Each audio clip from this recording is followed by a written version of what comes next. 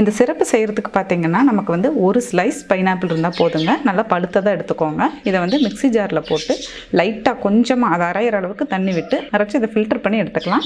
Pineapple juice எடுத்தாச்சுங்க. நல்லா திக்காக எடுத்துக்கோங்க. நிறைய தண்ணி ஊற்றி அடிக்க வேண்டாம். இது கூட பார்த்திங்கன்னா நம்ம 1 டீஸ்பூன் பெப்பர் சேர்த்துக்கலாம். பெப்பரை நல்லா மிக்ஸ் பண்ணி விட்டுடலாம்.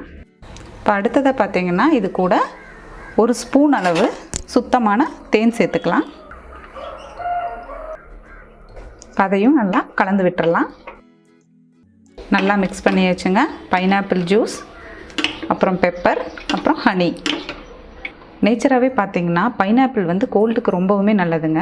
இப்போ வந்து அது கூட நம்ம பெப்பரும் ஹனியும் சேர்த்துருக்கோம். அதுவும் பார்த்திங்கன்னா கோல்டுக்கு நல்லாவே ரிலீஃப் கொடுக்கும்.